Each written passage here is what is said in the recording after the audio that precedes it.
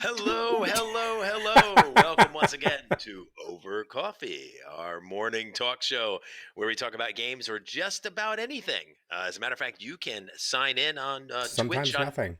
sometimes nothing, Twitch on your phone. And while you're getting ready for work or getting up having some breakfast, you can chat away and tell us how ridiculous we are. I'm here with my co hosts, Rich and John. I guess Doug might be popping in any second. He's Uh, there. Right here. oh, hey, Doug. I didn't Can't you see see that. the lightsaber? Oh, I'm not looking at Zoom right now. I'm looking at my script. Yeah. We'd love to hear from you. Send us feedback, comments, questions, things that you are interested in talking about So that today. begs a question, Dave. What? That begs a question, Dave. Hmm. If Doug doesn't make a sound, is he really there? That I don't know. Is he in the forest or not in the forest? I don't know. No, that's Rich's bathroom. Oh, No. okay. That one You're doesn't in make Rich's sense. bathroom? Yeah, Well, why no, are you in because my bathroom? Would you get out of my bathroom? no. I said he said is Doug in the forest, and I said no, that's Rich's bathroom because the whole joke you're making is does a bear shit in the woods? Oh, well, Uh, there you go. yeah, it doesn't make any I thought it sense. was tree fall in the forest. I thought that was the one. Yeah, that's right. I mean, we don't always have to be as vulgar as Doug, but whatever. Yeah. So anyway, today is March 8th in the year of the Apocalypse Plus 2021. I got a chance to play some Catan on the Bethpage Library game night on Friday night, and also I streamed a whole bunch. I had 3 days off, which was fantastic. So I did a whole bunch of streaming. What have you guys been up to? That's horrible. What's horrible? They gave you off? I did. I had off. I need to go speak to your manager. What do you? Why? Am I not entitled to a day off once in a while? No. If my packages haven't arrived, then no. Oh, there you go. I wish I was your letter carrier. I would make sure I definitely delay them. Ah, actually, what you told me is 100% true. I actually got a chance to talk to him, and I was like, and he was looking. I was telling him about. I started ever since you told me. I started to schedule deliveries, Yeah, pickups. and he Big said, "Yeah, no, pickups. that's fine." That's fine. He says, because you know what happens is I get to the next block over, and then I forget to come back with my truck if it doesn't fit in my bag. I mean, those were Right. his words exactly. I'm like, is your name Dave? Exactly. Exactly. So he Yeah, those says, little sheets that they'll print out if you schedule in advance. Like we put them.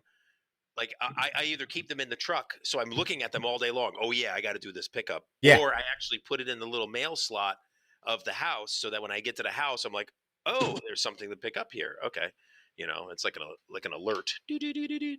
do, do, do, do, do, do, do, do, do. Yeah. Well, I Um, mean, he was pretty cool about it, but it was very funny because he just repeated the same words you wrote. That oh, you, well, there you go. We deal with a lot of the same stuff. well, obviously you're both letter carriers. Yeah, John, Doug, you guys do anything cool this weekend? Yeah, I helped my sister move. Ooh, Oh my God, John! So you did 2 days of this. When you said move, I thought you were still talking about the store. So you did the store on Saturday, and then a move on Sunday. I mean, the store wasn't like terribly strenuous on Saturday. It was mostly just cleaning some stuff around and whatever. But Yes, you had to hang out with Sunday my brother. Sunday I spent almost the entire day. I spent about 4 to 6 hours babysitting, and then about 3 hours doing physical moving So the stuff. babysitting is probably the worst. Yeah. although, did you get to play with that dog again? Was that the same place you went to? I remember you showed us a video of you hanging out with the dog and a young Yes, the dog was there, and unfortunately, yes, I did have the chance to play with the dog again. What I mean by that is that, well, without getting into a tear, let's just say that the move wasn't exactly as organized as the way that I would have handled it. So I ended up having to drive somebody else's dog in my car to the new house with other stuff in the car already. And needless to say, the dog was going nuts the whole time. Oh, okay. So John, this is what I found, and I don't understand why people just don't do it at this point. The added expense of a mover is so worth it.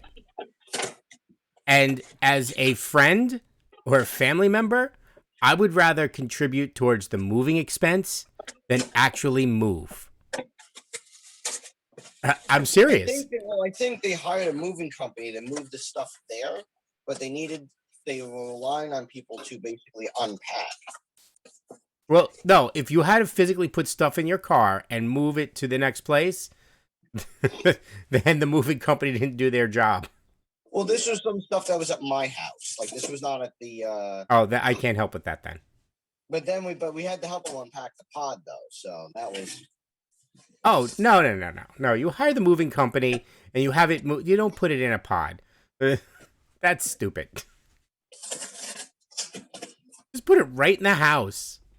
They weren't ready yet. It's a complicated story, but basically they moved everything into the pod, but the house wasn't 100%. Well, it still wasn't 100% ready when we were moving stuff in, but it's complicated. All right. What about you, Doug? I played Diablo 2, Ooh. the original. So Blizzard confirmed this past week that Diablo 2 saves will be what you call it, will be compatible with Diablo 2 Remastered. So you don't have to lose your old games. Exactly. So you can get all the updated graphics and updated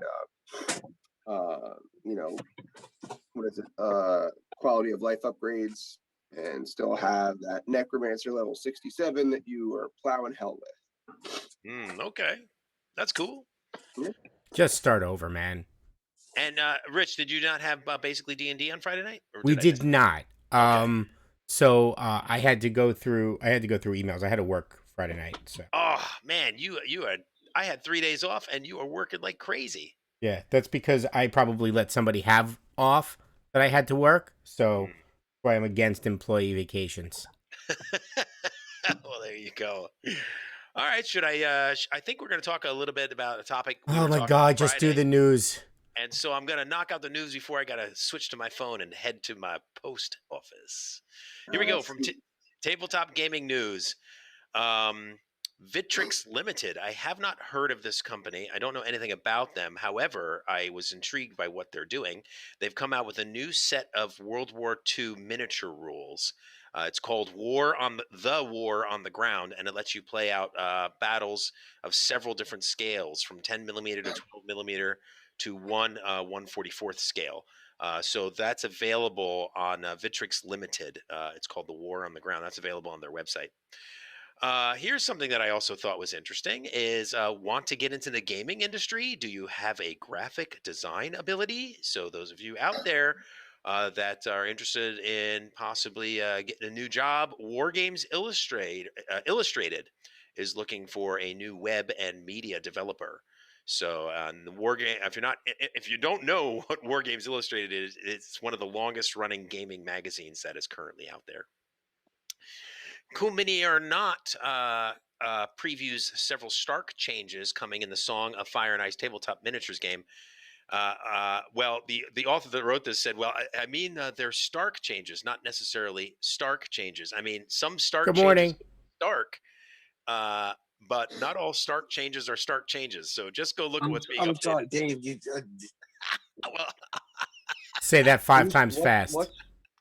I just thought it was funny to add that in there. Anyway, Cool Mini or Not has got a bunch of changes to the Song of Fire and Ice tabletop miniature game. From Dice Tower News, Pandasaurus Games has announced Brew. Now, when I saw this, I thought this was going to be another there's board games out there, by the way, and how to try to get victory points by brewing beer or wine and then selling it. But this is actually about making potions, which there's a lot of games about that too. But Pandasaurus Games has come out with Brew, a game that combines area control and worker placement. 2 to 4 players are mystics trying to bring balance back to the forest after time has shattered, causing all seasons and times of day to occur concurrently. Each mystic has a variable player power. So that's Pandasaurus Games called Brew. Fantasy Flight Games, also from Dice Tower News, has announced that the Gamora Hero Pack for Marvel Champions, the card game. Gamora adheres to the aggression aspect. However, she is unique in that her deck can include up to 6 cards from other aspects. Her pre-built deck has event cards from the protection and the justice aspects. I guess those are expansions, whatever. Or I'm not too sure what they mean because I haven't played Marvel Champions, the card game. Gamora's hero card displays the traits of a guardian, while her alter ego brings out her outlaw nature. That's interesting. So if you like that, that is a Fantasy Flight Games Marvel Champions, the card game. From Board Game Geek News, for our final segment here, on your mark, get set, row. You are the captain of a sleek, speedy trireme racing in the famous Hydra Regatta. Steer around whirlpools, shifting currents, and fickle gods. Avoid the hungry Hydra to win a place among the stars. I can't believe they chose this name for the game. This is a new board game, and it is called Grease Lightning. Oh God. You raced around a circular track trying to be the first to complete 2 laps. You know what though? That's perfectly fine because half the people won't understand it. Also facts. Yeah, that is true. That is true. I'm just gonna go out on a limb and say it. And this is coming as a two. There are rules for also just 2-player games, and it's releasing from WizKids in June 2021. And that is the news. Mm. You know, I see all these references to things in the past, and they don't get them. People don't get them. You know, my daughter doesn't get them. Yeah. You know, That's for those of you that don't get it. That's a joke on Grease Lightning from what's the name of the movie now? Grease Lightning. Grease. Just Grease. Yeah. Grease. But is it a joke or is it just a slip of them being dumb and not even realizing what they're doing? No. No, I think it's purposeful. like that, It's not having the purposeful. intentional. It's purposeful, and I think it's not a joke. It's a you know. Hyperbole? No. I mean, Go let's They really did say, it right? as like an depends on homage. who the game is designed for, because I mean, like people my age who are like board gaming players or whatever, they're gonna know what Grease is, so they'll be like, oh, that's really funny. But then, like, does the gameplay back it up? You know, Grease Lightning, go Grease Lightning. Oh my god.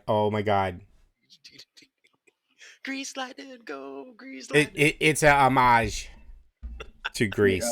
Dave snorted some caffeine this morning. Dave, who sings that? It's John Travolta and Good, keep Olivia it that Rodrigo. way. Oh my God, Dave! I can't believe you fell for that. I cannot believe you fell for that. Oh my God! Doug saw that one coming a mile away. Show's over, everybody. All right, time to go back to sleep, Dave. You guys got me. I didn't get you. Rich did. Whatever. Switch All over right. to my phone, so I'm listening in, but you guys are chatter. Oh, so the topic today is fan. What was it? Fan what? fan fiction. I thought we were gonna talk fan mail because that's worse. You get fan mail? No, that's hate mail, Doug. Just because That's hate it's addressed to you doesn't mean it's a fan. Listen. All press is good press. Doesn't matter what it is. Right? That's different. All press is good press, but hate mail usually comes secretively. Well, the only way you would know if it was hate mail is if you sent it yourself. So now I know where the return address is. All right, Dave, you can go. John, you could start. He's gonna go on his phone and not fall for these things anymore. John, I'm here. fan fiction. So the thing I was saying about fan fiction and why I wanted to talk about it was based on what we were discussing on Friday. Yay! I'm trying to remember what the triggering argument was, but I guess it was like cliffhangers and stuff like that. Yeah. The whole reason why I wanted to discuss. I'm sorry, what? So you were pissed off that a lot of these things have been ending lately without having anything to back it up. Well, that's not just lately. I mean, it's just been like, so, I mean, since I was a kid, there's always been stuff that's come out that either didn't really end, quote unquote, or end in a very unceremonious way or in an unsatisfying way to be the worst. And especially like with ideas of like nowadays making things intentionally not end in the hopes of like, what, you're going to be able to keep doing it forever, or you're going to get that, that very elusive fifth chance to do your dream project. You know what I mean? It's one of those things where people will often come out and say, well, if you don't like how something ended, or if you don't like how, a certain character has responded or whatever, there's always fan fiction. Except my argument, and the reason why I wanted to talk about it was on some level or some degree, I just don't think it's that satisfying. Because it's not really a definitive answer to what happened. even if you don't like the official response to how things, it's the reason why people were petitioning for them to redo that 8th season of Game of Thrones because of how bad it was. Because it doesn't matter that somebody tries to make their headcanon of how things should have gone or how it actually happened. But it's also probably the reason why people are ragging on George to finish the books finally. There are people petitioning to have the 8th season redone. There was back when it first ended. There was a lot of internet kicking around of people trying to be like, "No, get HBO to get them to redo the 8th season, but do it right this time." And people are like, "Oh yeah, we'll get right on that." Yeah. But that's the first thing on their minds. They're like, "Yeah, okay, sure, well, let's just do that right away." No, it's just the thing. Like I said, the problem is that like fan fiction is fun, and there's people who do it for their own reasons. But ultimately, at the end of the day, it's I argue the overalls I argue how satisfying it is when you make up something yourself, knowing that like I don't know, I guess it's the thing of like if it's not widely accepted or if it's not quote unquote official, there's always going to be that disappointment in the back of your mind that what you did is just meaningless because it's not real. It'll never be real. Oh, they even have a petition up at change.org. Yeah. They have 1,840,000 people have signed. And HBO were like, "Okay, thanks for signing. We're not going to do it." Yeah. Well, because why would they? They have no reason to admit that they screwed up and be like, "Okay, like we'll spend more money just redoing the ending that you wanted instead of like making something new or something that's going to make us money." I don't think that's it. Here's where I think it happens. Like you're putting what power do we have to write a petition on change.org and tell them to spend millions of dollars? Like that's really exactly. Actually, I mean, Doug, we've seen what mass what a mass can do, and to be honest with you, people have been look that John's going to talk about the Snyder Cut. And that was pressure. That was actually fan pressure that did that. That's fine, but Snyder also came in of his own volition, listening to the fans, not HBO being like, "Oh, looks like at one point, no, HBO had no. HBO did not have to agree to it. They had no reason to agree to it. They didn't, but like at that point, they're. What I'm saying is I don't think we can take the point of who are we to demand it. I think it's just a matter of if the people if the pressure is hot enough, the company is going to fold. And you can't tell me that's not true because it's been happening for the last year. No, it happens all the damn time. But like again, all I'm stating is who are we to do it because like they can say yes or no. There's no like it's not like even if every single fan of Game of Thrones was just like, "You suck, redo the last season," they could be like, "Sorry, it's not in the budget," and that's all they have to say. "Sorry, it's not in the budget." Well, then it all depends on how serious people are, because all of those people could also turn around and go, "All right, then we're going to drop our HBO subscription." And if they do, 1 million people dropping their HBO subscription would account if that's how many people signed that change.org.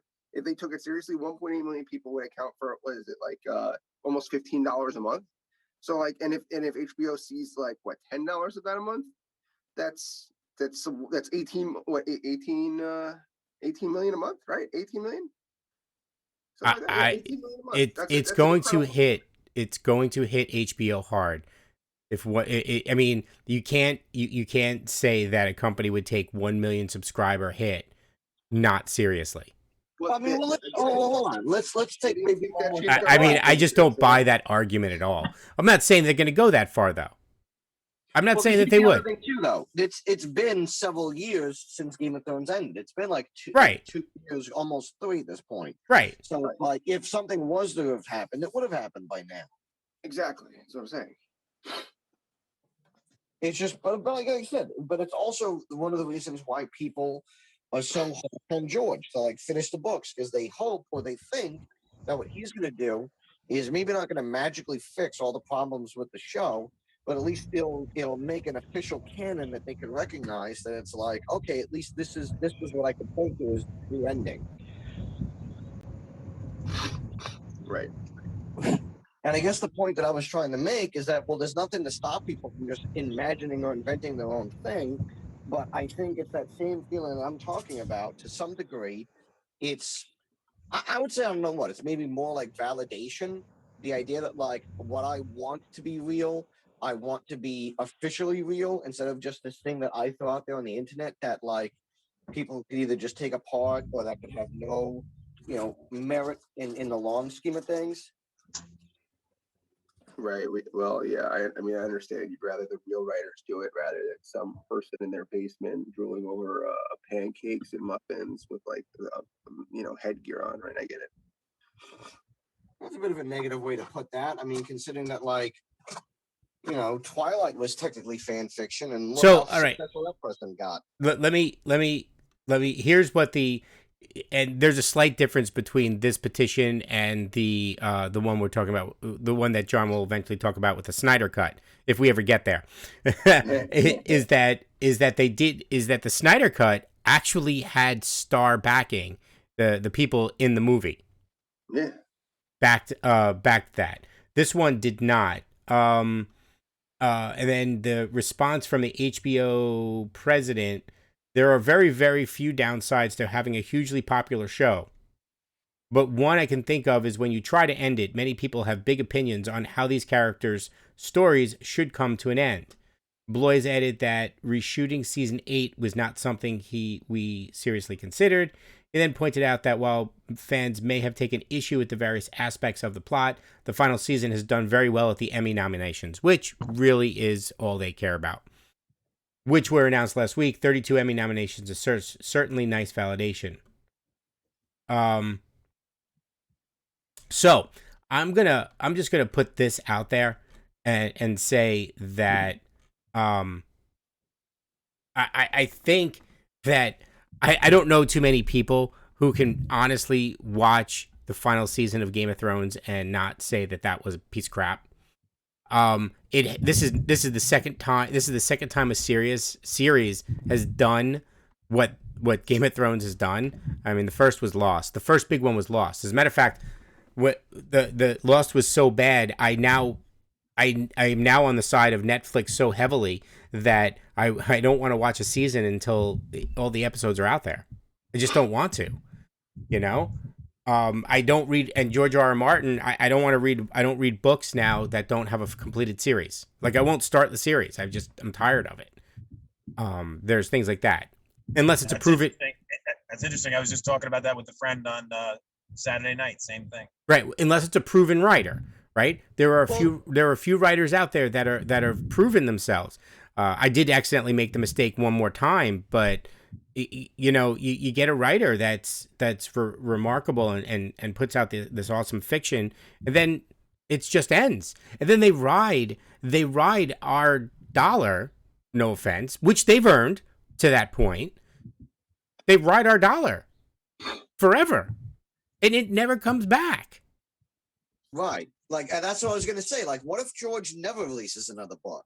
Like, his profile is, now granted, at the same time, that could be a mark against him, as saying, like, well, yeah, like, you got all the success off of this massively popular thing through the TV show and then the books becoming popular retroactively, but then you actively decided not to finish the books for any reason, and you can't blame it on anything but yourself. Like, you were making the books before they were a show.